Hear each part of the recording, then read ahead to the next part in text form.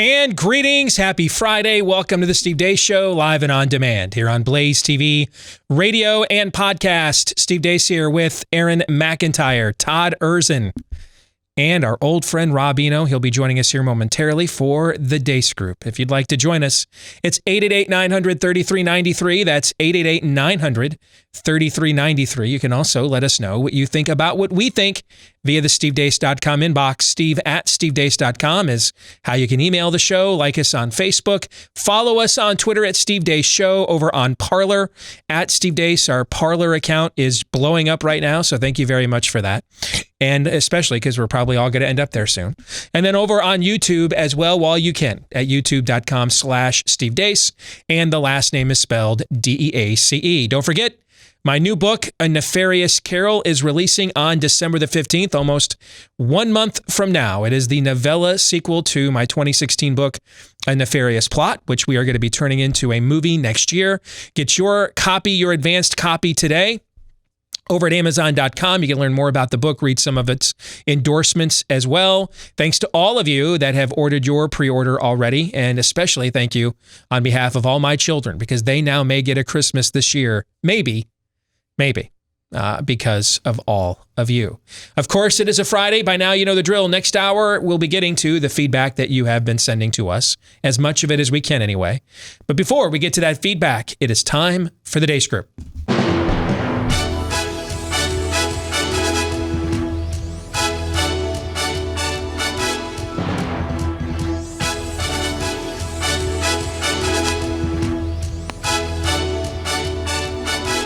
Your weekly look at the week that was, brought to you by Keeps. You know, losing your hair is no fun, so let's talk about options. A couple of them on the table. You can go to your doctor and get a prescription, and then visit the pharmacy and try not to go broke as you avoid trying to go bald. Or you can go with Keeps and instead do this all from the convenience of your own home, where you're going to get the same doctor-recommended, FDA-approved hair loss treatment, but Keeps offers the generic versions for about half the cost. And when one more thing you're going to love about Keeps on top of those savings off the top, the convenience. It's all done online. You just answer a few questions, snap a few pics of your hair, and then a licensed physician will review your info and recommend the right hair loss treatment for you, and it's shipped discreetly to your door directly, too. And hey, on top of those two things, how about one more savings on the back end? Half off your first order right now when you go to keeps.com/grow. That's KEEPS for keeps.com/grow. Again, keeps.com/grow. Let's get to issue one. Bleep. Democrats say.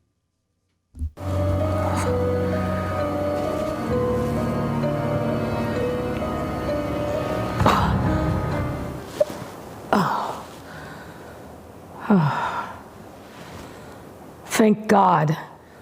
Science is back, baby. This is a great day for our country. We get to take our democracy back. Yeah! You must cancel the normal Thanksgiving plans, particularly if they include guests that do not live in your immediate household. The new CDC guidelines for small gatherings include requiring everyone to wear a mask, even outdoors, avoiding direct contact, including handshakes and hugs, keeping music levels down to avoid people singing or trying to shout over the noise, avoiding potluck-style gatherings, and having one person serve all the food so multiple people are not handling the serving utensils. We have a big pool of money out there that we could borrow at the historic low interest rates by the federal government. We could pay for a package right now to cover all of the wages, lost wages for individual workers, for losses to small companies, to medium-sized companies, for cities, states, county governments. We could do all of that. If we did that, then we could lock down for 4 to 6 weeks. And if we did that, we could drive the numbers down. And there's going to be people like at JCPenney and other retail. Those jobs aren't coming back. Give them the tools. 6 months, you're going to become a computer coder. We'll pay for it. Good news is the Pfizer tests look good, and we'll have a vaccine shortly. The bad news is that it's about 2 months before Joe Biden takes over. I've been talking to governors across the nation about that. How can we shape the Trump administration vaccine plan to fix it or stop it before it does damage? Character matters. It matters. Telling the truth matters. Being a good person matters. second. I don't know why I'm crying so much. But what got me choked up was the picture of the cab driver. And so I'm very emotional. So when you ask me how I'm feeling right now, I'm sorry. That's all I can tell you. This is how I feel right now. I'm beginning to see what happened in Germany back in the 1930s. I never thought that could happen in this country. How do you elect a person president, then all of a sudden give him the authority to be dictator? Well, I think we're seeing yet another example of the kind of constitutional changes that we would like to see in this country. Look, the initial reason for having such a long transition from the end of an election to a new administration is because people used to have to move around the country on horseback, right? We didn't have trains. There's no reason to have a 70-day gap between an election and a new administration anymore. I'm going to address this pretty briefly. So, if you make $400,000 a year, you're going to be going home with $400,000 a year under Joe Biden's new tax plan. Any money made over the $400,000 will be taxed. So, for example, you make $425,000 a year. 62% of $25,000 is, I believe, $15,500. So you'll be going home with $409,500 a year if you make $425,000. So let's use brain cells before we post things on the internet. Thanks. I think you all need an extra minute or two to ponder that math. So let me tell you about Rough Greens. You know, we do lots of cool things for our pets these days. We take them for walks, runs, bike rides, to the groomers, right? But maybe even feed them now and then. But you know what they really need? Real nutrition, because chances are it's not in that store-bought food, and that's where Rough Greens comes in. It's a supplement for your pet, like all the supplements we have to take these days, because they've stripped all the vitamins, minerals, and nutrients out of a lot of our food, so it'll last forever on the shelves. They do the same thing with your pet's food as well, but Rough Greens is a powder you'll mix in with the food your dog already loves, and they're going to love it more, because it's going to help them to feel better as well. And you can find out for yourself if you don't see a difference in your dog in 14 days or less with the Jumpstart bag at roughgreens.com/blaze. It's only $14.95. It's RUFF for roughgreens.com/blaze. So Aaron, we'll start with you. What was your favorite dose of the total depravity vaccine this week, Aaron? Something that didn't make it in the montage. Actually, there are a couple of things that didn't make it in the montage because they broke after I actually completed this. One was Dr. Anthony Fauci. Our boy, we love him, can't get enough of him. He can't get enough of him, for that matter. He was at the National Cathedral yesterday, where he was interviewed on a number of topics related to COVID-19. And he was asked about Americans' attitudes towards following the science and the experts' recommendations for how to mitigate this pandemic. And he said, while being asked about that, he said, "I've talked to my colleagues in the UK and in Europe who are saying similar to where we are right now, because each of our countries have that independent spirit. I can understand that, but now is the time to do what you're told."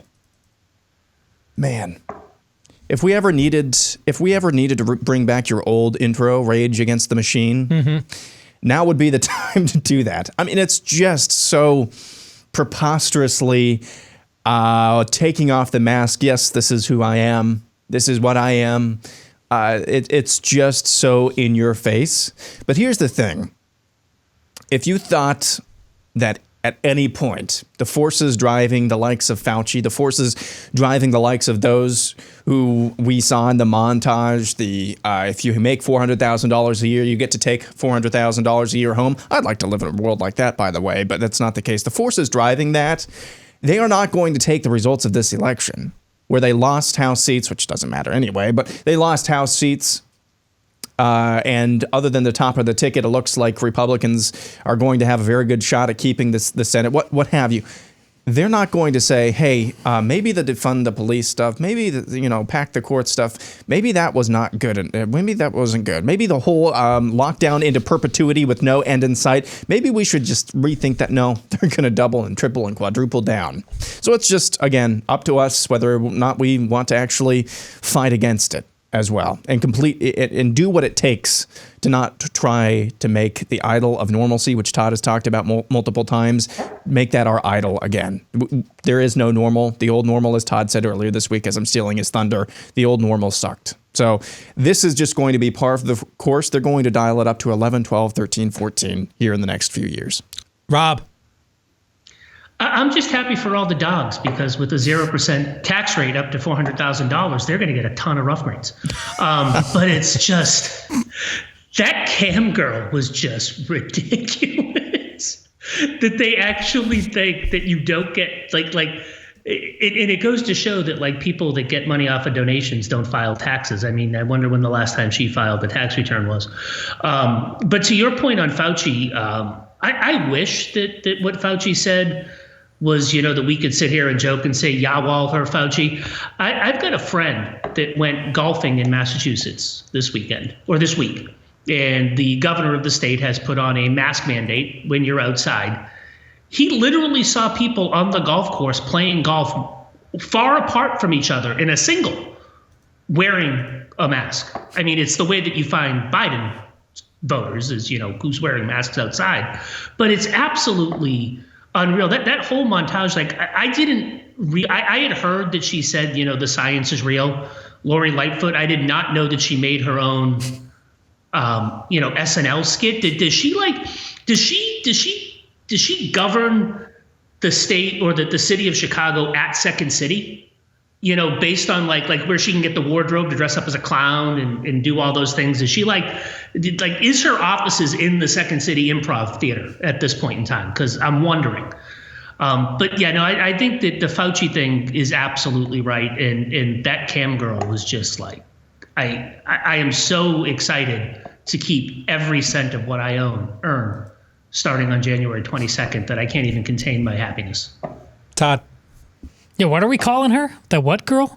The cam girl. She's a cam girl, right? Is that what she is? I don't know. I don't know if that's what she is. Isn't that what TikTok? I don't know. She's my favorite. This speaks to what Steve said yesterday about the demonic versus the stupid. Listen, there's, whether it be Twitter or the, Don Lemon and all that stuff, as a percentage of, the amount of Americans' viewership, whether watching CNN or engaging in Twitter, we've covered that. They can't possibly have any power over us as badly as they do things if they can't rely on the existence of people like that girl and her being legion. Let's face it, folks, we're around people like that everywhere. I dove in last night on Facebook with somebody just because I wanted to see with my own eyes how it went. They just went on a virtue signaling, wear the mask thing. Asked them, just please show me what state or country where it's clear that these things worked. And there the locusts come out. Oh, it's just be nice and considerate. And why are you so hateful? And why do you even get involved in these threads anyways, just to stir the pot? And I said, just tell me the state or the country. And somebody flat out said, it doesn't matter if masks only help 1% of the time. It's just the nice thing to do. There it is.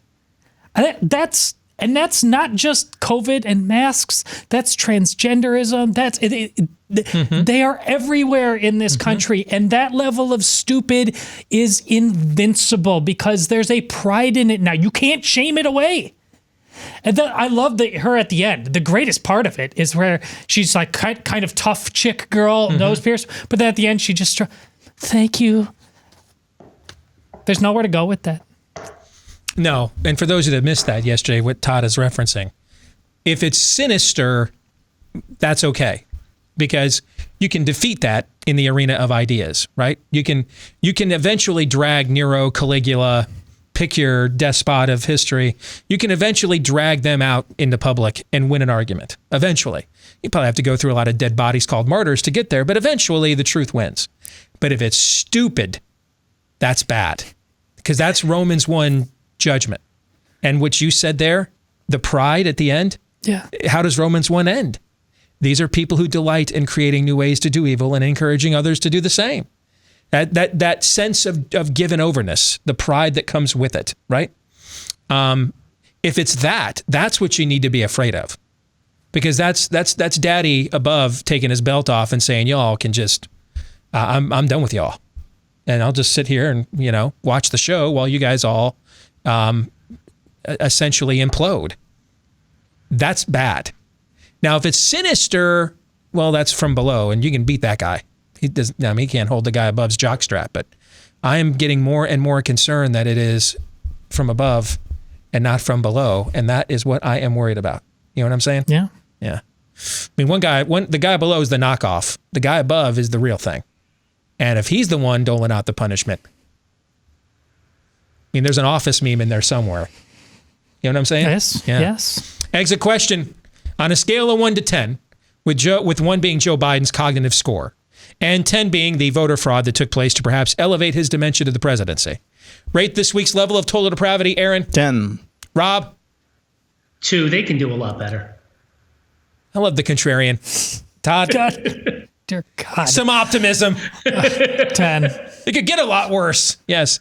All right, let's get to issue 2. The people have spoken, or something.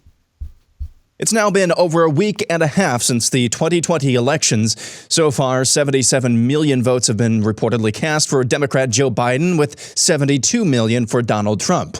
With pending lawsuits in a number of states regarding the election results, the Electoral College currently sits at Joe Biden 290 to Donald Trump's 217. In Congress, Republicans have gained 6 seats in the U.S. House of Representatives, with at least 5 races still outstanding. Republicans lead in those 5 races, by the way.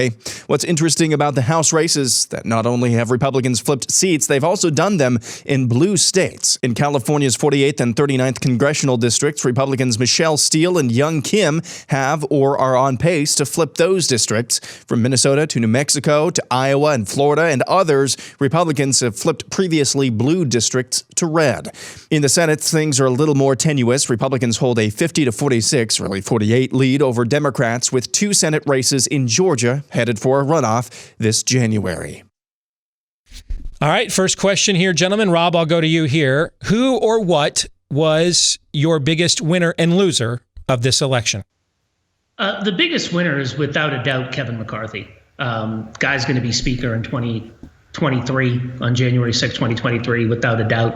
It's funny because I think my first assignment at CR was writing a profile on Kevin McCarthy to make sure that he didn't become speaker, because he's, Machiavellian. He's someone that doesn't, or then didn't seem to hold our values. I mean, he has truly embraced Trump. We'll see what happens when Trump's not president at some point in time, if he becomes speaker, if the election goes the way we think it's going to go. But I think Kevin McCarthy, without a doubt, the NRCC, what they did to win elections and stem the tide of a year that was supposed to be completely a wipeout, according to every poll, for Republicans. I mean, he's going to get, I think the Democrats are going to top out at 219 or 220 seats. That's out of 500 or 438 or 35 seats, which means that, Republicans are going to have maybe 215. It'll be a 5-seat majority. We haven't seen that since, I think, the early 2000s. That also means that if, I think the biggest loser is Nancy Pelosi. She doesn't quite understand it yet. But I've seen this happen before at the state level. I mean, if there's enough centrist Democrats that don't want to go down that road, Kevin McCarthy could be speaker on January 6th. If enough Democrats go away, or if enough Democrats go and Nancy Pelosi doesn't win on the first ballot, I mean, she's going to try to become speaker. I mean, Newt Gingrich lost for less than that, right? I mean, Newt Gingrich didn't even get as decimated as Nancy Pelosi did in this election. And he was, ran out of town for the wrestling coach from Ohio back in the early 2000s. So I think that Nancy Pelosi's the biggest loser. I don't think that she's going to be speaker on January 6th. I don't think it's going to be Kevin McCarthy, but I don't think it's going to be Nancy Pelosi. It'll be some sort of centrist that they put up somewhere that they call a centrist. Of course, we know that there's no such thing as a Democratic centrist, because if you belong to that party, you believe in their principles. But biggest winner is Kevin McCarthy. Biggest loser is most definitely Nancy Pelosi. The warm fuzzies, the vapors, the tingle up my spine I'm getting from the prospect of Kevin McCarthy as Speaker of the House. Truly, it's He will save us. It's breathtaking. He will stand athwart the progressive Leviathan. Yes, I am. I mean, he's a guy. He's a guy like human Cialis. I'm aroused, maybe even. And he's completely Machiavellian, right? I mean, he worked with the Speaker of the California Assembly to put Republicans that gave him problems in basement offices. And in one case, I think like they actually didn't have an office. The guy's office was actually on the street because they couldn't find the guy in office. They didn't this guy knows how to play the game. He always has. He has since he was a YR. I've talked to my old young Republican friends from that time. I came in after his as the national committeeman for Massachusetts and the Young Republicans just after his tenure as the head of the YRs back in the late 90s, early 2000s. But it's going to be interesting and scintillating. I did not think Thank he you. was there. Thank you for that. Scintillating. Todd. I almost walked off the set while Rob was talking. Honestly, this is unpalatable. I assume I can interpret this question as broadly as I want to. Yeah, it's your question. I think do what you want with it. The winners, to me, are obviously, and they're both showing signs of understanding that, DeSantis and Noem.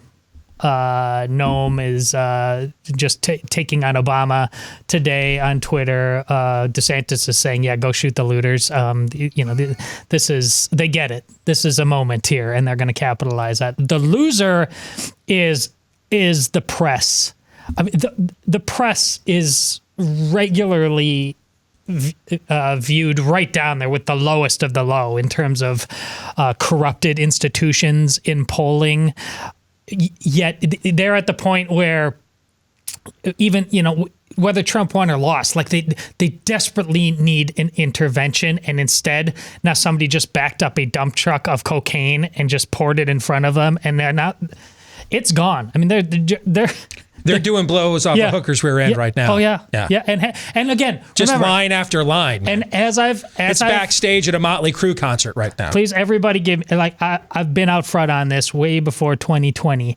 The so-called golden boy, the guy you could trust, who tried to say, Jake Tapper, he's the godfather of the crack addicts. I mean, he's full Goebbels now, and if you don't understand that, just move aside and get out of the way because he's as bad as anybody.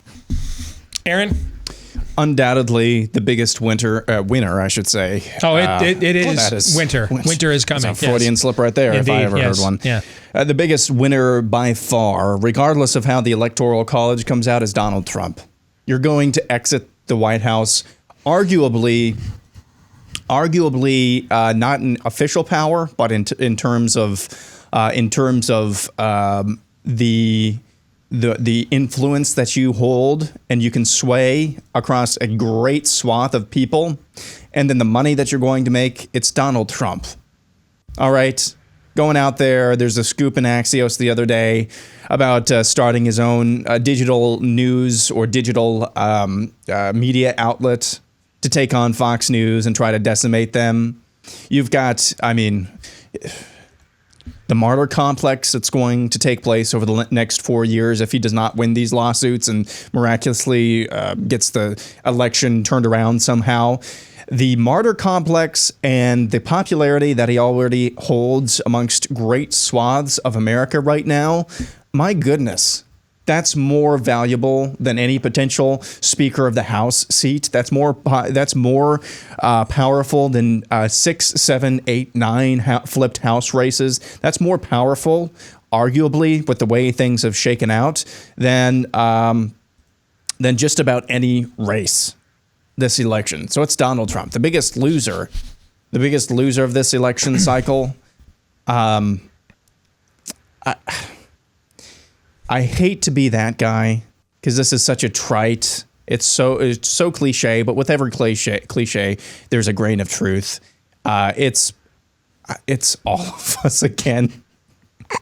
I hate that because that's everybody's answer. That's everybody's answer on both sides, no matter if you're side one or not. That's the same answer. But goodness gracious, look at where we are right now. Look where we are. I mean, when we hear calls to heal, it's a time for healing. What they really mean is heal, doggy. Heal. Get back in line. follow me. That's what's really exactly right. That's what's really happening right now. Yep. And that goes to what Todd was saying about the. I mean, it is.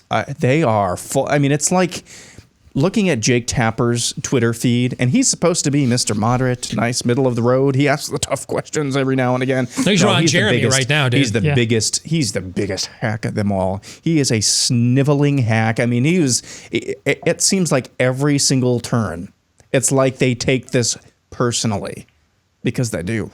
They really do. Exit question: if the 2020 election were a Foreigner song, which Foreigner song would it be? A, Cold as Ice. B, Urgent. C, Long, Long Way from Home. Or D, Double Vision. Todd. C, Long, Long Way from Home. Rob, what do you think? A, Cold as Ice. Okay.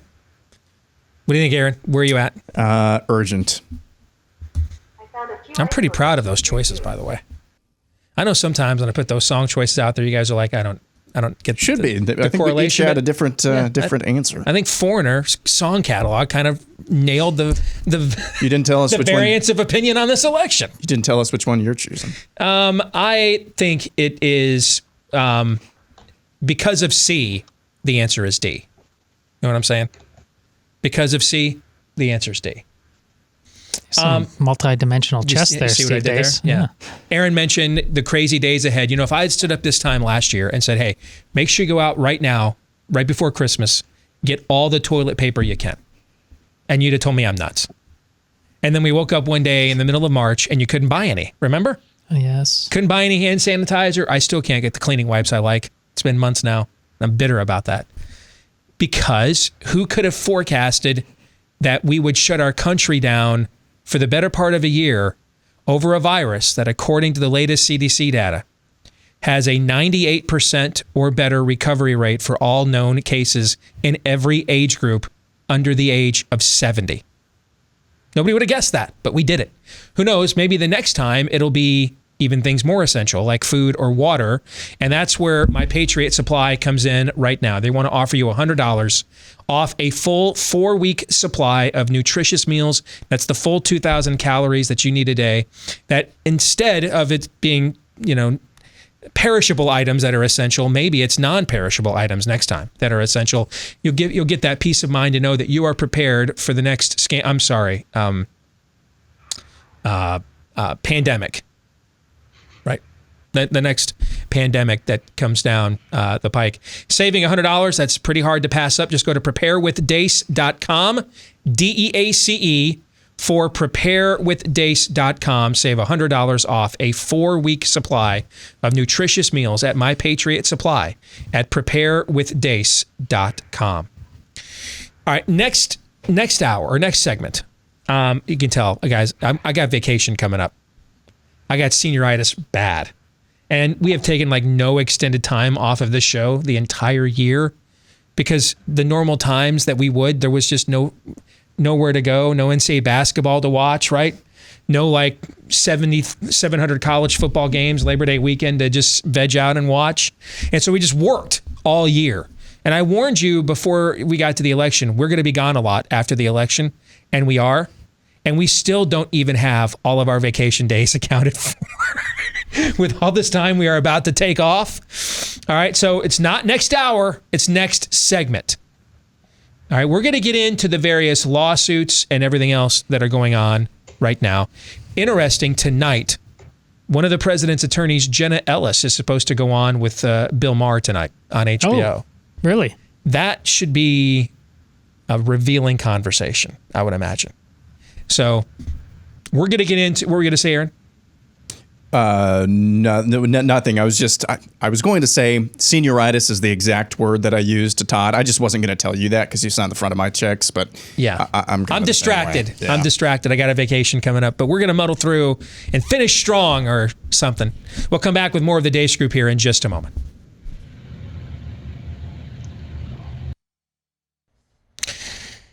The average American has almost 100 points that they can be adding to their credit score, but isn't quite sure how to acquire them. And that's where ScoreMaster comes in. It's the new credit science that super boosts your credit score. You can forget about raising your score just a few points because the average ScoreMaster user can help you raise your score by about 60 points in about 3 weeks or less. So that makes a big difference, not just on whether you get approved for that home, car, or business loan, but then if you can get approved, what kind of interest rate? What are the terms for repayment? All right. So the big difference with ScoreMaster is, they pull out that credit report when you go see your lender, and they go through all these pages and point out things and say, hey, what do you know about? And you can't even read the thing. ScoreMaster makes everything transparent and understandable, so you know exactly why you have the score you have, and then they chart you a path to get to the score that you need. Enroll in minutes. See how many plus points that ScoreMaster can add to your credit score by visiting scoremaster.com/Steve. That's scoremaster.com/Steve. Rob Eno joins us again for the Deace Group Roundtable. Let's get to issue 3, lawyers, guns, and money. The Donald Trump campaign has launched a number of lawsuits in several states challenging the legality of ballots and votes cast there. Here's an overview of a few of those lawsuits. In Pennsylvania, the Trump campaign has pursued several legal challenges. The day after Election Day, the campaign filed a lawsuit alleging that observers were not allowed to meaningfully watch the vote count in Philadelphia County. A Pennsylvania judge on November 5th granted the Trump campaign's request to observe Philadelphia poll workers as they process the remaining mail-in ballots. On November 6th, Pennsylvania Republicans sought an emergency order from the Supreme Court mandating that late-arriving ballots not be counted. Later that day, U.S. Supreme Court Justice Samuel Alito issued an order requiring that all Pennsylvania county boards of elections segregate late-arriving mail ballots, pending further orders from the High Court. On November 11th, the Trump campaign filed 6 new cases in Pennsylvania. 5 were brought in Philadelphia County and asked a judge to throw out more than 8,000 ballots they say meet technical deficiencies, such as missing street addresses or no date next to the signature. Each case focuses on a different category of ballot that the county agreed to count. A 6th case, filed in nearby Bucks County, asks the court to toss out 2,880 ballots that they argue are invalid due to late arrival and other defects. In Georgia, the Trump campaign filed a lawsuit with the Georgia Republican Party on November 4th in Chatham County, seeking to order the county to compile, store, and account for all ballots received after the state's deadline of 7 p.m. on Election Day. Chatham County Judge James Bass dismissed the lawsuit during a hearing the following morning, citing a lack of evidence that the ballots referenced in the petition were received after the deadline. Georgia is heading for a recount and audit of its election. In Michigan, on November 4th, the Trump campaign filed a lawsuit in the state court asking that vote counting stop until courts can enforce rules that permit campaign observers to watch the ballots being opened and counted. The campaign alleged that poll watchers were being denied close-up access to observe vote counting at locations in Detroit. On November 10th, the Trump campaign filed a new lawsuit seeking to halt the certification of election results in Michigan until the campaign can ensure it was fair. It includes affidavits from over 100 poll challengers who allege instances of fraud across the state. In Nevada, on November 5th, the Trump campaign announced it was filing a lawsuit in federal court in Clark County over voter fraud. The lawsuit, filed later that day by Nevada GOP groups, alleged over 3,000 instances of ineligible individuals casting ballots. All right, so let's start with the song choice this time off the top. If the case you have seen for voter fraud so far were a one-hit wonder song from the 1980s, which 1980s one-hit wonder song would it be and why? A, Take On Me. B, Lunatic Fringe. C, I Just Died in Your Arms Tonight. Or D, The Future's So Bright, I Gotta Wear Shades. Todd, I'll start with you. You got to give me a little help with Take On Me. Why? You guys, I mean, excuse me. Take On Me would indicate. Let's go to Rob while Todd recovers a lung. Rob, which 1980s one-hit wonder song do you think the evidence is so far? I would love to say D because it was my class song, but I'm going to have to say C, I Just Died in Your Arms Tonight, and it's all said in the lyrics, right? I just keep looking for something I just can't get. Broken hearts lie all around me, and I don't see an easy way to get out of this. I think that's the way that people that voted for Donald Trump are feeling. And, you know, I would be the first person to probably have to go to confession for about 27 hours straight from the schadenfreude of Donald Trump overturning this election and seeing everybody just completely melt down. But I really don't think it's going to happen. I would love to see it happen, but at this point, I don't think it happens. Aaron, what do you think? For me, it's I just died in your arms tonight. Not for the reasons that Rob provided, but because of what this means in the future. Folks, here's the bottom line of this. If you don't see the Republican Party challenging every last jot and tittle of these contested states, they could be wrong, but I want to know. I want to know if all of those votes were legally cast, because it stinks to high heaven. And anybody who doesn't even take a second to pause, in Michigan, especially in Pennsylvania, in Georgia, and Wisconsin, where they just stopped counting, and then overnight, oh, bada bing, bada boom, next morning, Joe Biden's closing in on the lead or has the lead. Anybody who doesn't even pause and say, that's a little weird, is just patently dishonest. I'm sorry, that's the reality of it.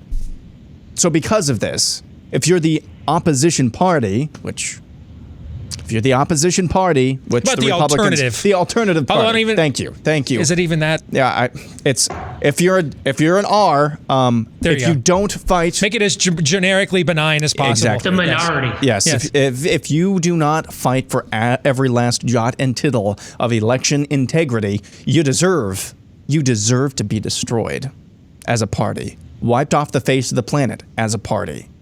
In fact, if they just decide to give up here in the next couple of weeks, I really, and I know this is going to be hard for a lot of people, they deserve to lose in Georgia. I saw somebody commenting on Twitter, you don't think these conspiracy theories are dampening turnout? Well, look at this stat in Georgia. Come on. If you're a voter in Georgia and you don't see your own Republican Party fighting this, fighting for your vote, fighting for the validity of your vote, what point is there in actually voting? So I just died in your arms tonight. Long way of saying that. All right, so they each chose the same song for dramatically different reasons. Okay, so Todd, are you back among the living? Are you with us again? I am. I should have gone with my instincts. I was being punished there for that because I wanted at least a taste of what you thought would take on me, but I'm going with take on me. If you remember that video, it has everything to do with the video, not just the song. I mean, it's this cartoon that the girl enters into, and it's like this romance thing going on, and all of a sudden they're being chased by these goons, and this guy the lead singer, who's he's from Finland, is being beaten around, and then she gets spit back out for a second, and I can't remember the end. There's some sort of did it happen or did it not happen? But there's some vestige from the cartoon world, I think, that she's left with. It's clear this happened. It's a reality, but it may end up being just an alternate reality. By the way, AHA was Norwegian. Where the government there is honest that masks don't work. So finish your thought. Yes. It's absolutely certain, and Aaron laid that out. There's just so many places and so many different kinds of it. You don't need a grand puppet master. You don't need some great plan. I mean, this was broken. It was dirty. It's why we're not supposed to have mail-in balloting like this. And it's inevitable. Something bad is going to happen. Can it? Will it? Should it actually change an election? I have no idea. And even if it can, should, or will, should. Will it? So at the end of that video, you're kind of left like, what just happened? And that's kind of where we are now. See, I believe that this ends with the Supreme Court acknowledging voter fraud. They may not call it that. Yeah. Although it may be in Clarence Thomas's minority opinion, he just flat out will. But they will acknowledge some form of systemic, troubling, problematic irregularities that cast doubt on using mail-in voting in the future as a mechanism. They'll excuse it as something we had to do one time this year because of a pandemic. But going forward in the future, it's very clear that we don't have the infrastructure to absorb this in a way that maintains any level of integrity or efficacy that everybody can be confident about. And it doesn't do anybody any good to have every election from this time forward now just be considered illegitimate because you don't trust the actual process. I believe they will do all of that. But then we'll say there aren't enough votes to actually overturn the result. That's how I believe this will end. Rob, do you want to comment on that? No, that's absolutely why I said I don't think they're going to turn it over, and why I picked the song that I picked is that, and that's like the worst case scenario, right? Well, yes, it is, and that's why I picked it, because that's all we do this year is worst case scenarios of everything. So what would be the worst case scenario? That one. So we'll just go with that. That would be the worst case scenario. Yeah. Yeah, the unrest. I think if the Supreme Court rules, and no matter which way they rule, the unrest that you'll see is going to be amazing. I'm interested to see what happens this weekend. If it's all fluff, this Million MAGA March, or if it's not. I know it was real enough that MailChimp invoked their "we're not going to let you email about it" rule. And Facebook shut down the groups, and I think Eventbrite shut people down for trying it as well. Eventbrite shut people down for trying it. And for people that don't know, Eventbrite's a big deal because from the very beginning of Trump as a political candidate, when he had like no organization at all, when the earliest rallies in his primary run, they were actually booking people to come to the rallies through Eventbrite. Oh, they still do. And I know they still do that. That's what they use. Yeah, but from the very beginning they did that. They had no ability to do this organically within their campaign structure, so they just had to use Eventbrite. And it's just been something because they have all that data and everything that's been saved since 2015. They've just rolled it over and kept using it. So Eventbrite now has come in and said, you can't do that.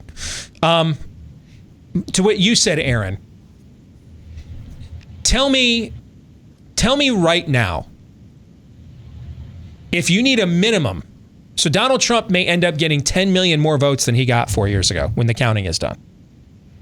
10 million more. Think about that. 10 million more votes. Because part of the narrative, well, he lost because he's not liked, blah, blah, blah, blah, blah. He may end up getting 10 million more votes. So I'm going to change the exit question. If it requires 4 years from now a minimum of 80 million votes for a Republican to win the presidential election, give me a name, someone you think could get 80 million votes. If that's the minimum it may take to win next time, if the mail process and they get to Fulton County anytime that they want, you've got to get to 80 million votes. Exit question, Rob. Give me a name. Who could get 80 million votes 4 years from now? Oh, God, that's tough. I think I can tell you who I think the nominee is going to be, but I don't think he can get 80 million votes. I think the nominee is going to be Donald Trump Jr. But I don't think he can get 80,000. I don't think he can get 80 million votes. I mean, we're saying Joe Biden got 75. I mean, 80 million votes. Who could get 80 million votes next time? No one right now. I agree. Aaron, who could get 80 million? Honestly, and I'm not trying to be coy, it depends on who's counting. Well, that's the point of that's the point of my whole question. Yes. If you allow this system to remain in place, I don't know how you win. I don't know how you pull it off. I don't. I mean, I don't know. Donald Trump's going to get 10 million more votes maybe than what he got last time. And we're talking that 4 years from now you have to get 10 million, almost 10 million more than that. So let's get to predictions. Aaron, go. So my prediction is at least one of the more commonly associated with Trump names at Fox News will leave in the next 5 to 6 months to join a digital conservative media platform, whether it's BlazeTV or the Daily Wire. So you're thinking like Hannity, Carlson, Ingram, or Tucker? I think I would put the odds on favorite right now would be Ingram. Did you guys see outside the primetime lineup that Fox lost last week? Did you guys see this? Yeah, I think so, yeah. Yeah. Yikes. You lose one or all of those names that I just told you. Ouch. All right. What do you think, Todd? The House will vote within the next 4 years to not have Christmas be a federal holiday. That's so random and terrible. I love it. It came into my head at the beginning of the show when you started talking about Christmas. And it's just so random and terrible that I love it. Yes. All right. Rob.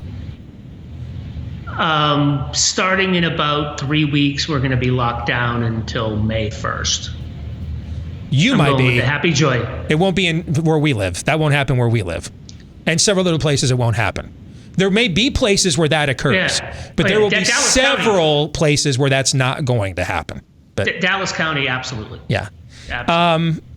West Virginia Senator Joe Manchin is going to switch parties and become a Republican. And I think it may happen before the January 5th Georgia runoff. If you're Manchin, use all the leverage with the GOP you have right now to guarantee them 51. What committee do you want, etc. Because you have to know that even if you lose both of those and it's 50-50, Democrats are in control with the VP, you're on the backbench committee, brother. So if you're Joe Manchin, you use all the leverage you have with Team GOP before we get to January 5th in that runoff to secure them. You be the 51st vote. And what committee do you want? Which one do you want to run? Who do we have to move aside? So that's my prediction. That's weird. It's not as weird as voting against Christmas, a federal holiday. Rob, quickly, 20 seconds. Your take on that. I was going to say, it's the political right thing to do. I can't see not. I mean, he's up in 2024. He's never winning as a Democrat again in West Virginia. I mean, not one county voted for a Democrat, I think, for almost anything in the state of West Virginia. It's his days as a Democrat. So you make the move now, and you do it before the Georgia runoff so that you're the hero. You're the 51st person to guarantee the GOP a majority. You do it before that. If you're politically smart, you do anyway. Rob, good to see you. As always, man, thank you very much. We'll come back. Enjoy your vacation. Thank you, man. Appreciate that. We'll come back with Hour 2, and some Feedback Friday is coming your way. Your turn to set the agenda is next. Thank you, Rob. Have a good day. Talk to you later, man. Bye. See ya.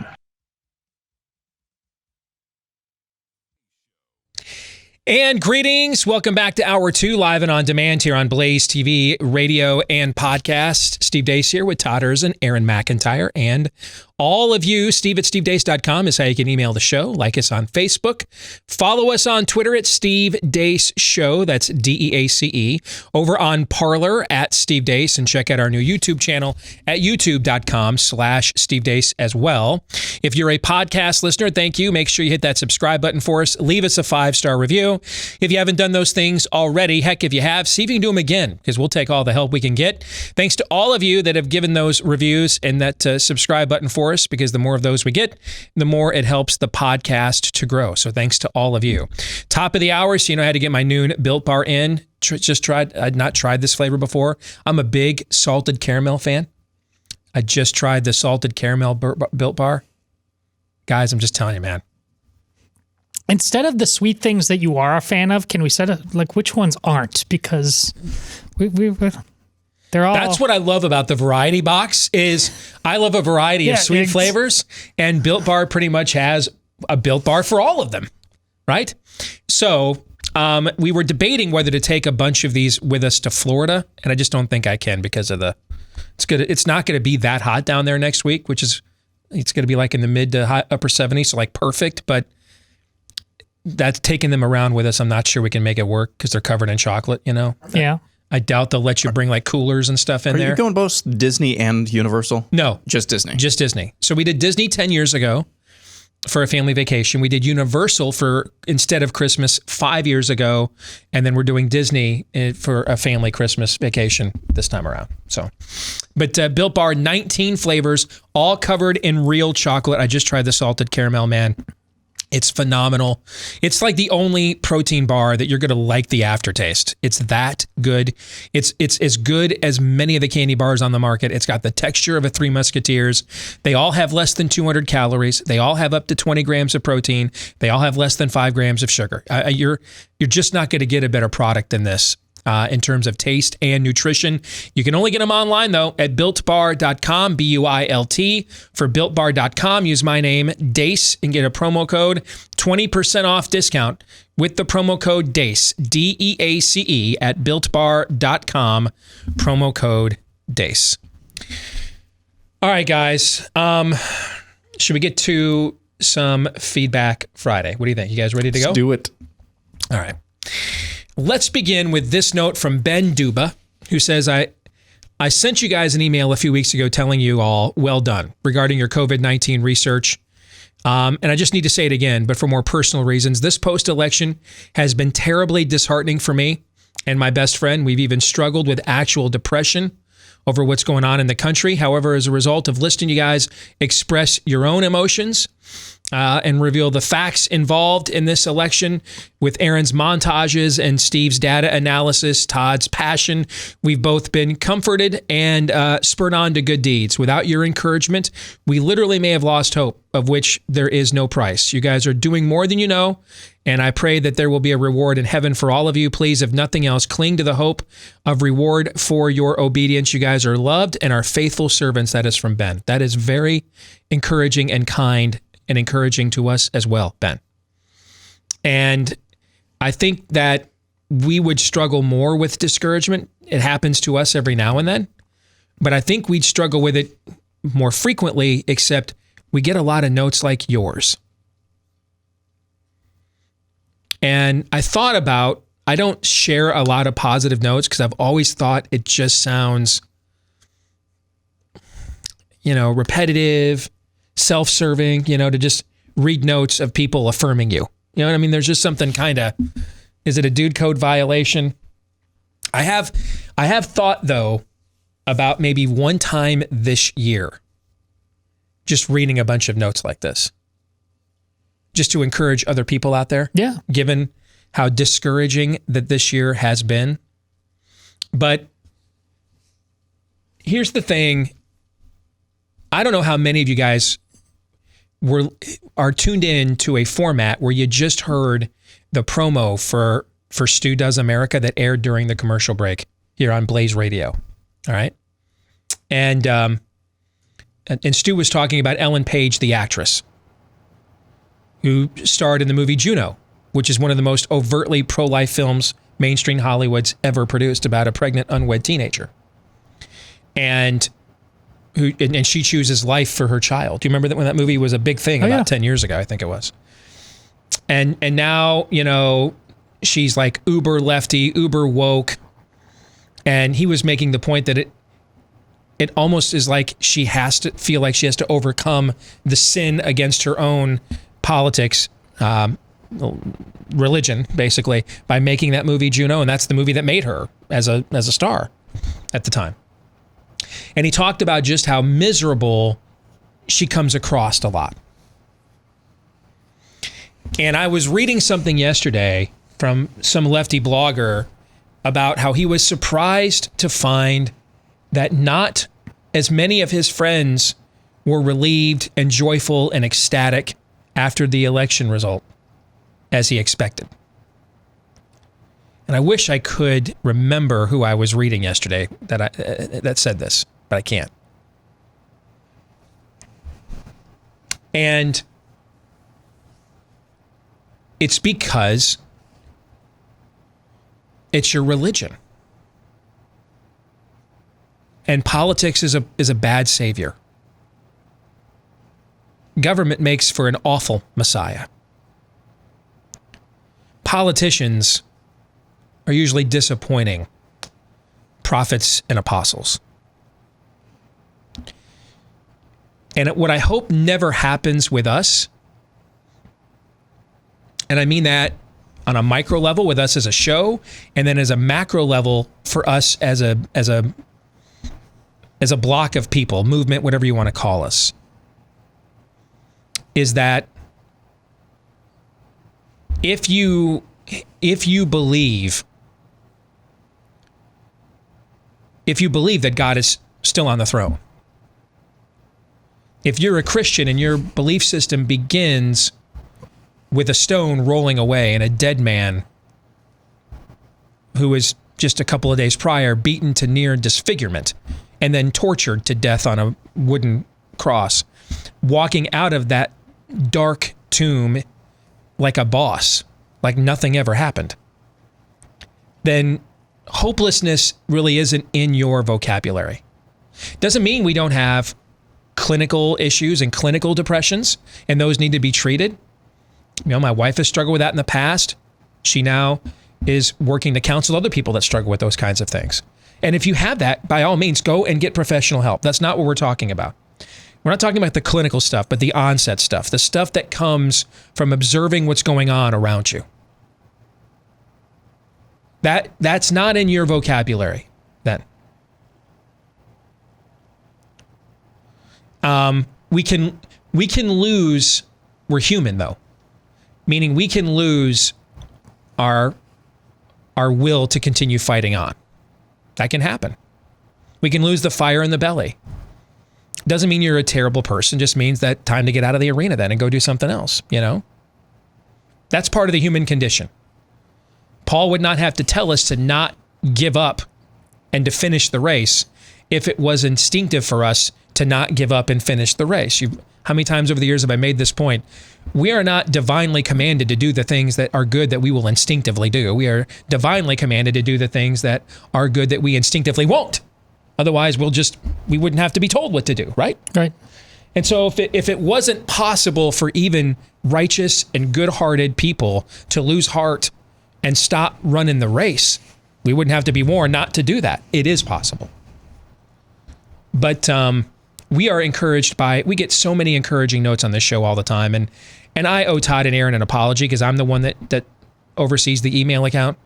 And I should share more of those with you guys than I do. We're just getting so much email right now that I'm having a hard time keeping up. And so when there's one that is particularly eloquent or specified at you guys, I try to pass it on to you. But you guys recharge our batteries around here all the time. Now, though, and if you're like a Ben, you don't have access to a massive audience like this giving you feedback all the time. It's a lot harder to avoid discouragement. Totally. I get it. But ultimately, you know, eye on the prize here. It's one of the great observations of C.S. Lewis. Aim for heaven, you'll get earth thrown in, but if you aim for earth, you'll get neither. This thing called America might be over. It might be. Or this thing called American exceptionalism, maybe to be more specific. It might be. We might be the generation that Reagan warned about, that we'll have to talk to our kids about what it was once like in America when we were free. That might be true. If we're being brutally honest with ourselves, though, would it be undeserved? Would it be? No. If we're being brutally honest? It would not be. It would not be. Would it have been undeserved a few years ago? Or a few years before that? Know what I'm saying? Yeah. Yeah. So, I mean, the Lord giveth, the Lord taketh away. Blessed be the name of the Lord. I mean, it might be. It might be that your kids are not going to inherit the legacy from this country that every previous generation has, but will inherit some kind of implosion or civil war instead. That might be the case. We hope it's not. We're gonna fight like heaven to avoid that from occurring. But it's ultimately, these things aren't really and ultimately up to us. So even if those things were to go down, none of us could stand before God and say, you weren't fair. You were unjust. None of us could. So to me, that's why I don't mind taking a vacation and going to Disney World. That's why I don't mind putting my feet up and watching football tomorrow. That's why I don't mind before we, you know what Aaron and I were talking about before the show today? Free agent move I made in a fantasy football league. I wanted to get his take on it. That's why we don't mind doing some of these frivolous and fun things. Because in the end, I mean, what did the Lord say to his people when they were in captivity for 70 years? Get married, right? Have children, raise your babies, enjoy your crops, continue on with the festivals. Grab a Snickers. You're not going anywhere for a while. Even in the midst of a judgment, enjoy the things that are worth enjoying in life. Does that make sense? Yes. And that would be my encouragement to all of you. Joe Biden may get sworn in on January 20th. And then he may very well, beginning on January 21st, spend the next 4 years engaged in open warfare on your belief system. Oh, that's a certainty. Your ability to access programming like this, therefore our jobs. All those things may happen. And we will fight like crazy against them when they do. But I'm still going to go see Wonder Woman 1984 whenever the Sam Hill it actually comes out. You know what I'm saying? I'm still gonna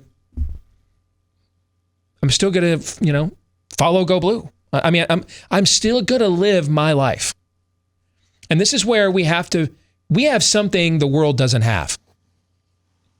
We are called to be in the world, but not of it. That ultimately, this world is not our home. So enjoy the things that God puts in front of you that are blessings. Appreciate them even more in times where things are difficult, where you're persecuted. And trust me, every generation of Christendom before this one would trade definitions of persecution with us every day of the week and twice on Sunday. You know what I'm saying? Sure. Like Jack at Masterpiece Cake Shop was persecuted. But there's a large cloud of witnesses that came before him for thousands of years that could show you some capital P persecution. That would love to get that would love the persecution of put a terrible message on a cake that you baked. You know what I'm saying? Let's keep things in perspective, I guess is what I'm trying to say. And I'm saying this as much for all of us as I am for you, because we're in the mess every day. It's our jobs. There is never a day, unless we're away on vacation, that we are permitted to not engage in this eye to eye, because it's what we all signed up to do as grown men, to do this for a living. So we don't just get to say, well, I'm going to go to work and get away from this for a while. No, our work is to get into it for a while. So I'm saying this as much for the three of us as I am for all of you. In the end, marry off your daughters and your sons. Enjoy life. Yeah, absolutely. Fight for what you believe in, and we're going to do that. But the discouragement comes when you don't recognize that God is good all the time, and all the time God is good. We are still far more blessed than any people that has ever come before us on the face of this earth, and far more than we deserve. Several times the last few weeks, I have found myself praying, I'm sorry I'm not more grateful.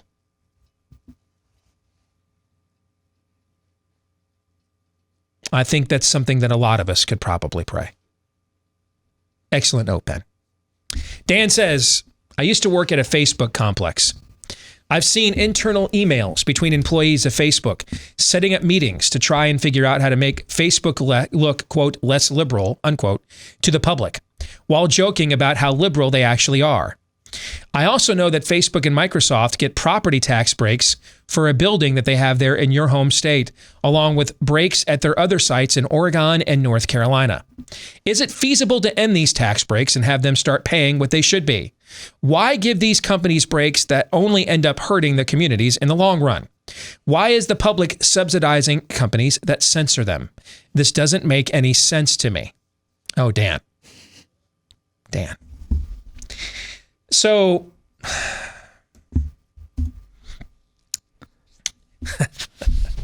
here's the problem, Dan. The problem is that we are, and I say we, I'm not speaking of us specifically, because I have not been a registered Republican for 4.5 years. I don't even know what you guys' status is. It's none of my business to know. So just speaking for myself. But I've not been a registered Republican for 4.5 years. Before that, I had spent about a few years being a registered Republican. And then before that, I'd spent about 5 years being a registered independent, which is what I am right now. So when I say we, I mean kind of collectively, everybody that's not in the Communist Party USA, okay? We are aligned with a political party that is every bit, if not more, aligned with corporate America than it is with us. That used to be okay. That used to be okay. For example, when Minnesota had a battle over a marriage amendment, the Target Corporation was one of the biggest donors towards that effort. Yesterday, our old friend Abigail Schreier that we met here on the show a few weeks ago, sure. Right? Okay, who kind of wrote the definitive takedown of the mental disability and mental illness of tranny madness, right? Yes. Okay. Target just got assaulted by some rando cancel culture freak shows on social media and just took her book out of all of their stores. Just like that. See, your Republican politicians, we like to get mad and mock the people who moved from California to Arizona and then California to Texas and then voted for Beto O'Rourke type of candidates anyway. They voted for the very candidates that drove them out of their states, right? Mm-hmm. And they're doing it in Arizona as we speak, and they're doing it in Texas as we speak. This is going on in the other direction, though, too. For example, a state like Texas, the amount of economic growth that it has experienced, how much more does it need? How much wealthier of a state do you have to be? Where you reach the point of diminishing returns, where you begin importing so many people from the tech sector and these left-wing companies that you end up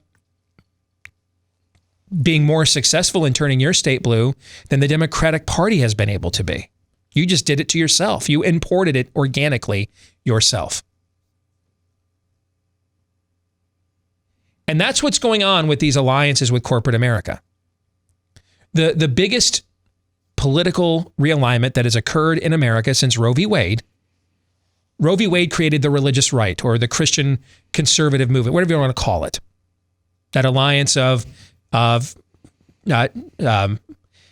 Catholics and evangelicals who previously didn't speak to each other, but then suddenly are now political bedfellows and in alignment.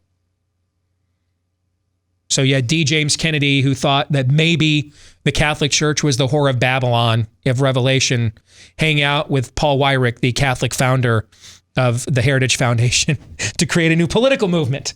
All right. And Weyrich, of course, not believing there's any salvation outside of the Catholic Church. But now the Visigoths are at the wall. So we probably need to have a talk. And since that occurred in the late 70s, early 80s, the other major realignment that has taken place has happened within the last decade, and it has been within corporate America. It's had a massive generational changeover.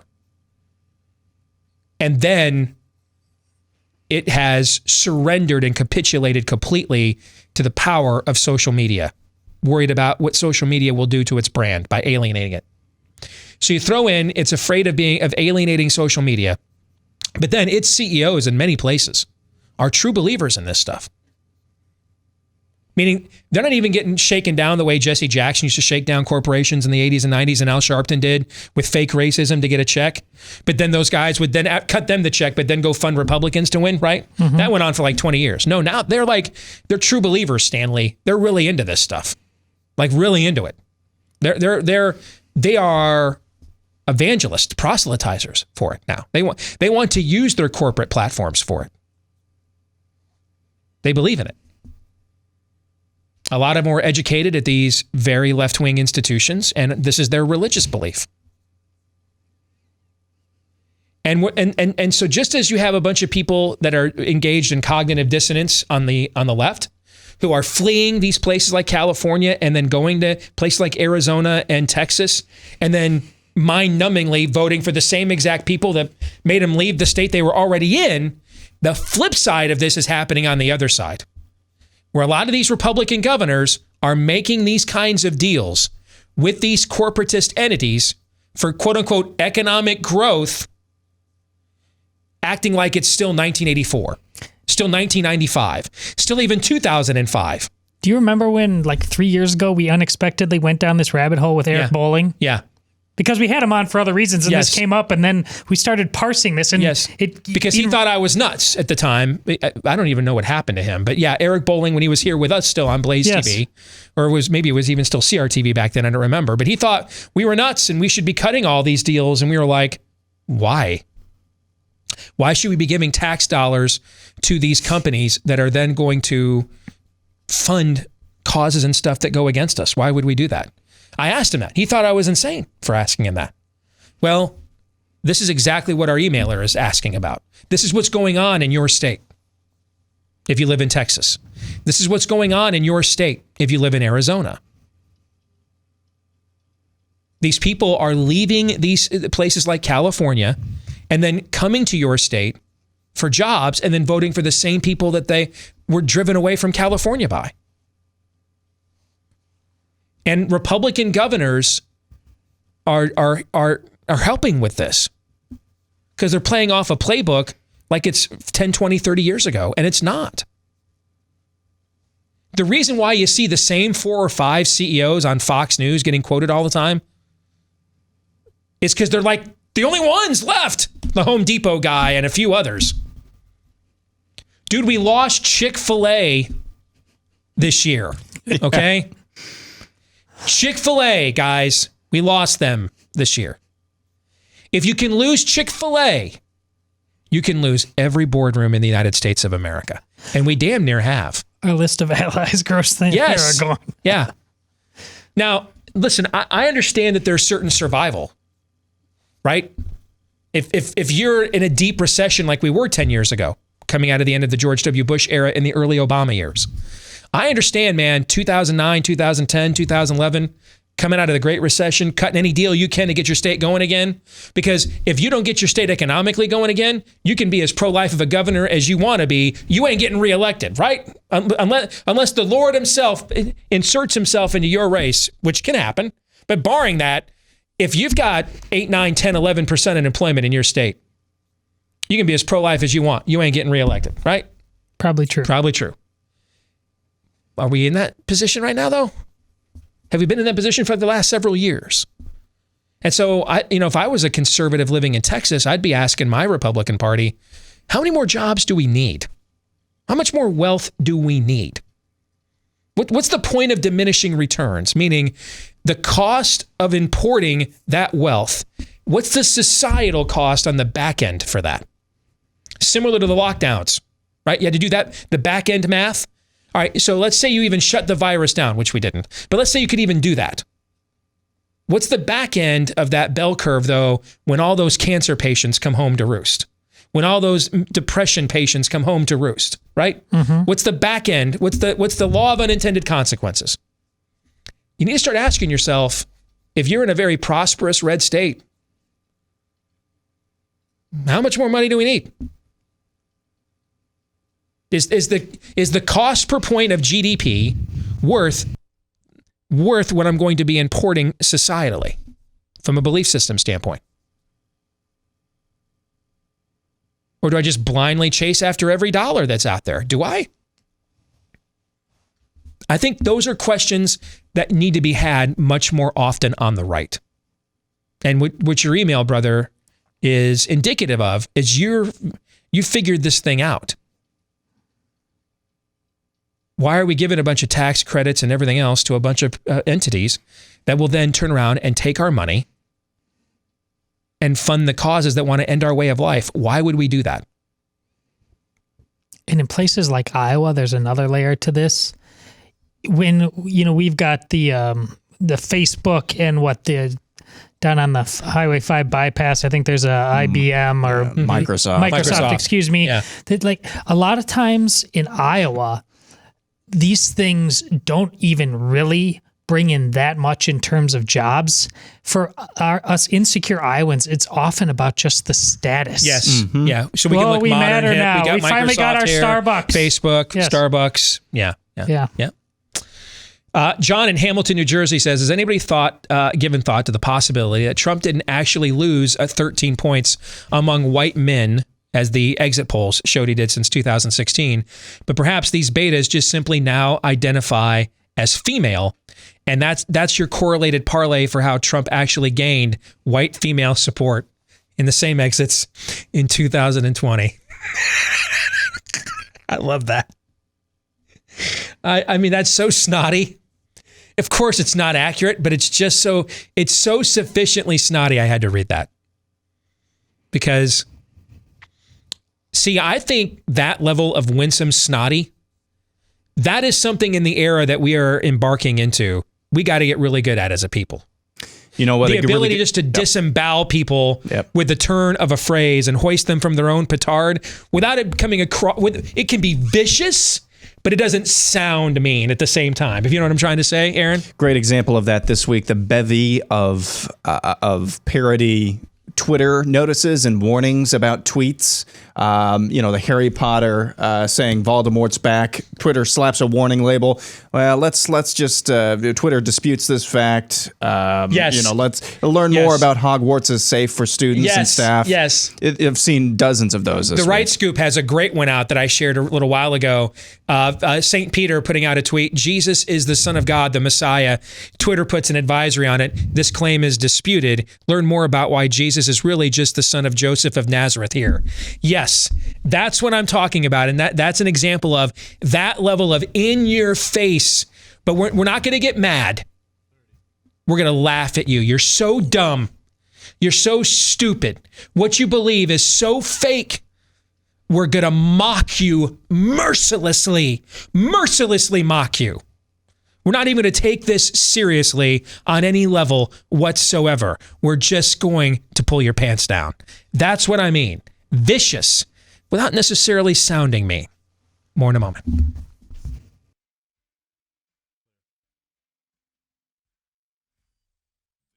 You've heard for years it's important to have a diversified portfolio, stocks, bonds, mutual funds, that kind of thing. But if you've ever looked at a breakdown of the most successful portfolios, you'll typically see a diversified set of real estate.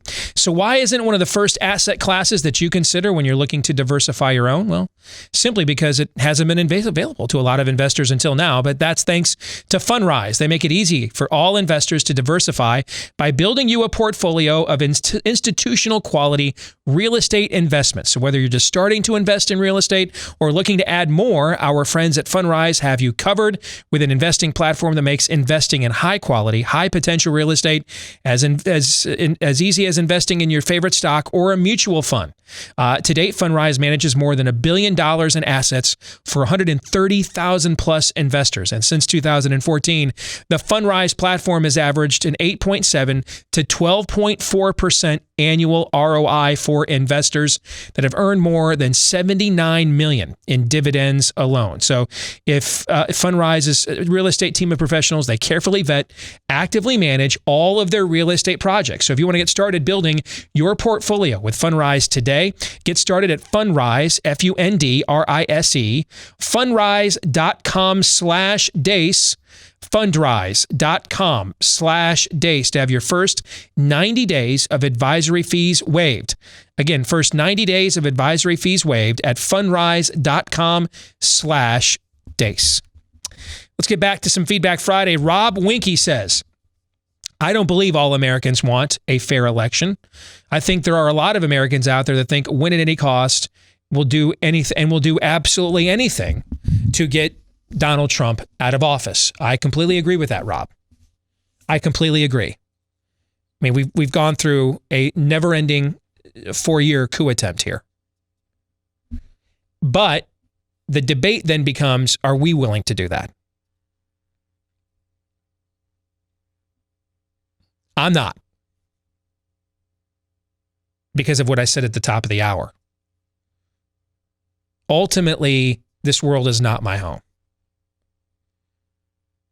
So everything short of what God says I can't do to win, though, I'm going to do.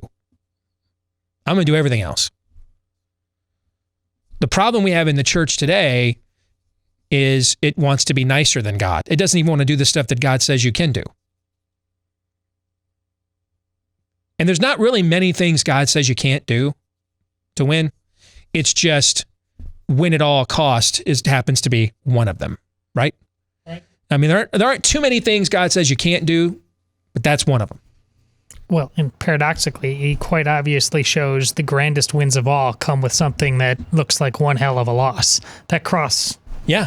It's something. That is exactly right. Yeah.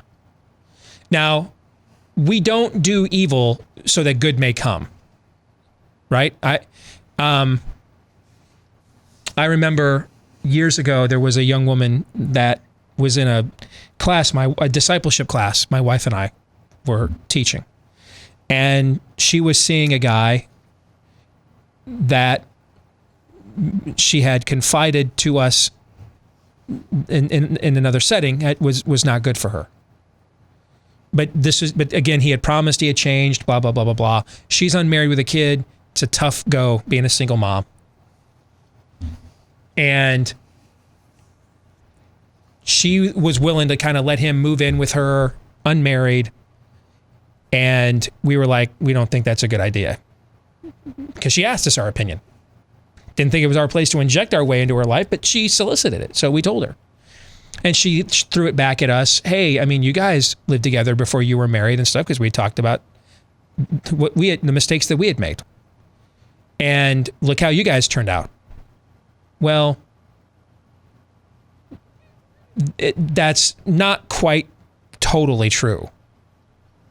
I mean, it has been a pretty broken road I don't know how any marriage doesn't have a broken road to last as long as Amy and I's have. And there have been times we didn't think it was going to last any longer. This is not easy. It is not easy being fully committed to somebody when you sign on for it. But she wasn't even willing to do that. And she said to us, well, I'm going to do this. I'm going to have this guy move in with me, and God loves me, so he'll bless it. It's like that line in Unplanned where Abby Johnson says, well, if God doesn't want me to have the job at Planned Parenthood, they won't offer it to me. And her husband's like, didn't you already apply for the job? It's not quite how this works, right? You know what I mean? You remember that scene? Yeah. And like you can like reverse engineer outcomes for God. And sadly, that relationship, we found out a few years later, did not turn out well. No. Yeah. So when I say what I'm about to say, I'm not trying to give you the sunny side up view of things. I'm not. I want to make it very clear. I don't believe Joe Biden legitimately won the election. Because to believe that, I would then have to believe there's about 5 or 6 counties full of hundreds of thousands of people that are mind-numbing morons who don't know how to use the postal service correctly. And then when we found their ballots and they all got dumped in the middle of the night, they all happened to be basically like 100% for one guy. And then hundreds of thousands of them didn't vote for anybody else other than that one guy. And I'd have to believe, therefore, that they did this for one, if not 2 things. That an 80-year-old guy from Delaware happens to be uniquely that popular. Or B, Donald Trump is uniquely that unpopular, which some of you, including friends of mine, want to shoot that back at me as the explanation, to which I respond, weird, because he got almost 10 million more votes than he got the last time, right? So all this doesn't add up. Those things don't add up.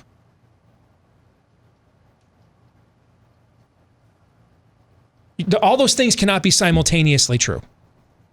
So something, if you do the math here, that formula doesn't add. Won't work. So there's some variable in here that we haven't counted on, and I think it's voter fraud. But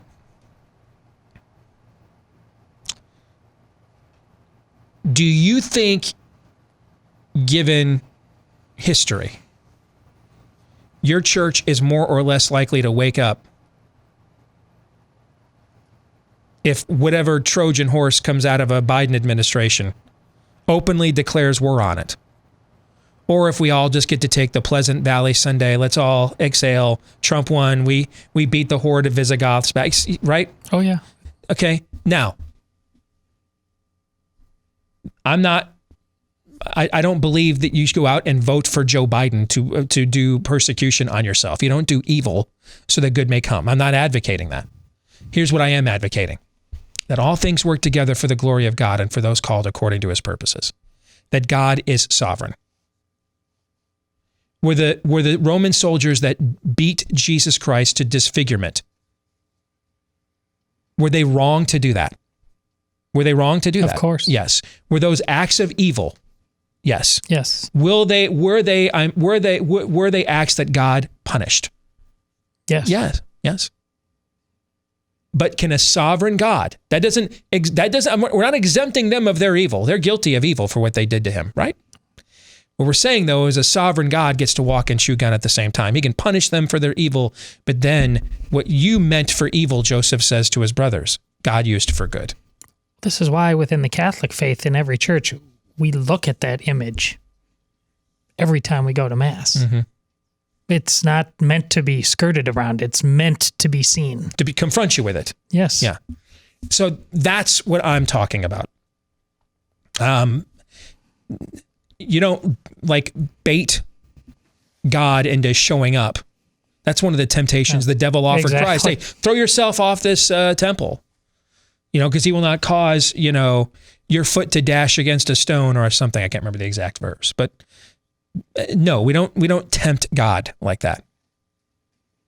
But we do serve a God that if we do the most we can do, the best that we can, in obedience to him, even if we don't get in the moment the outcome we thought we wanted, he has a way of turning that math around in ways we can't foresee. That's what I'm saying. Oh, you're talking about the opposite of tempting God, just flat out when the woman comes up and touches the tassel and the hem of the garment, and he says, "Who is that?" And of course he knows. He's like, and she comes out and he's, this is I'm here for. And again, he's like, I'm here for the Jewish people. When she flat out said, "Well, hey, I know, I get it, but even the dogs get some scraps." Yeah. So when she puts herself, and then she said, and then he acknowledges her. Then, oh, what marvelous faith you have. It's not about him putting God to the test. It's about testing yourself, your context within the cosmic truths, both specific to you and in all eternity. Let's try to do some rapid fire ones. That's well said, Todd, because I'm so overloaded. I got to clean some of these out. Oh, go. Okay. Terry says, I fear they're going to try to put Trump in jail whenever he leaves office. Well, one way around that, just pardon yourself. Mailman Ray wants to know, do you think I can just identify as wearing a mask? And if they cannot see that I'm wearing a mask, then they must be a bigot. See, this is the level of winsome snotty that I think we need to wield with maximum prejudice in this era in which we live. We are laughing, as Kirk says in the great Star Trek 2, I'm laughing at the superior intellect. As it says in the Irish Catholic saying, what the devil hates the most is to be mocked. Mock this stupidity with maximum prejudice. Give it don't waste your brain power on treating it as any kind of a serious argument. Mercilessly scorn and mock it because it's stupid, and that's what stupidity on a cosmic level deserves. Kaylee says, am I the only one who is excited about hammering these leftists, particularly my own family, with every value they voted for with a Biden presidency? I think something is wrong with me because instead of getting upset and bummed about this election being stolen, I'm finding enjoyment out of the possibilities of shoving their crap down their throat. Well, I don't know if I'd quite go that far. Okay. I'm enjoying this, but I'm totally in favor of turning chicken feces into chicken salad, right? I'm totally in favor of that. You bet. Gary Wilcox says, you've stated that you think we're heading into a civil war. I disagree because a war involves two or more sides fighting. The church will continue to lie down. Unfortunately, we will just accept our fate as righteous and criticize and condemn those who will fight. I hate the church's gutless, sanctimonious attitude towards culture wars. Well, Gary, I bring you glad tidings of great joy, because if Joe Biden gets sworn in on January 20th, those churches that you're describing, the war is coming to their front doors. You bet it is. Yep, it is. So commence, O festival. Laura wants to know, why is Wall Street so supportive of the Democratic Party? We talked about this a little while ago. Two things. One is they're deathly afraid of social media mobs, but that's the secondary thing. The real thing is they're Democrats. They're believers. As I pointed out to you, there's been a generational change there in America's boardrooms. Beth Johnson wants to know, do you think there is enough integrity in the system to actually have a fair trial and really find the evidence? Because, like you guys have said before, the Republicans have given us the Supreme Court, which is mediocre at best. Is it really in their interest to have this fight? They already have gotten further in some cases with the courts than I actually, if you would have put the Wonder Woman lasso of truth around me the morning after the election, they've already gotten further with courts than I thought they would. I'm getting the preemptive injunction from Samuel Alito with the circuit court president judge in Pennsylvania ruled yesterday. And to appeal to her, you got to go to the state Supreme Court. Not to mention the multiple Republican legislatures that have stepped up. Yeah. I will say it's not gone far enough. It has gone farther though than I thought it would. Because now, but listen, you have to understand, if you're getting my take on how far I think the Republican Party will fight on anything, you gotta, it's like the what's his face says in the first Tim Burton Batman movie. Hey, if you want to photograph me nude, you're gonna need a long lens. If you got to put a large handicap on my analysis of how far I think the Republican Party is willing to fight something, because I start out in negative integers. So they've way exceeded my expectations. I mean, I thought this thing was going to be over last Tuesday. All right. So this has actually gone on much longer than I thought.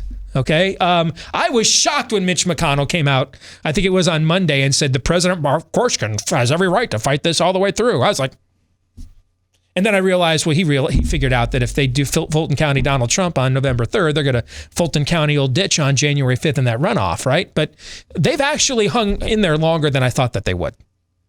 But you have to understand, I'm starting from a dark place when it comes to expectations for the Republican Party. As Eric Cartman once said, all I see is black. Yes. Hey, it's always bleakest. It's always pitch black before it's really dark. Or no, it's always darkest before it's pitch black. Yes, thank you. Gosh, you can tell I want to get out of here. Hey, Rough Greens, before we get out of here one more time, make sure your pet has all the nutrition it needs, because chances are it's not getting it from that store-bought food that's been stripped bare of all the vitamins, minerals, nutrients that it needs. That same thing happens to the human food. That's why we buy so many supplements these days, and now there's one for your pet. It's called Rough Greens. You can get the Jumpstart bag for just $14.95 and see if you don't see a difference in your pet in 2 weeks or less when you go to roughgreens.com/blaze. That's RUFF. Get all the vitamins, minerals, nutrients, probiotics, omega oils, etc. It's a powder. You spray it in or mix it in with your dog's food, and it's going to help the food your dog loves taste even better while improving the nutrition as well. Rough Greens, RUFF, for roughgreens.com/blaze. Any final thoughts? We're not going to honor any of the CDC guidelines for Thanksgiving at our house. None of them. We don't even sing. We're going to probably sing now. I don't know what we're going to sing. We're going to sing something. Okay. You're going to dial the music up to 11. It might be AC/DC's Hell's Bells. Yep. I'm rolling thunder, pouring rain. I'm coming on like a hurricane. It might be that. All right. Because I don't know any other Thanksgiving carols. Okay. But we are not obeying any of these Thanksgiving guidelines that they released yesterday. In fact, we're going to go out of our way to intentionally violate them all. Preach. We are getting the Cajun turkey from Popeyes, though, this year. Oh. I'm looking forward to that. We are having that for Thanksgiving. I found that out yesterday. I didn't know they had such a thing. Yeah, you can buy one of those. That does sound good. All right, we're going to stick around, do a overtime for our Blaze TV subscribers, best and worst of the week. For the rest of you, we will see you in, 8 days or something. It'll be a week. John 3:17.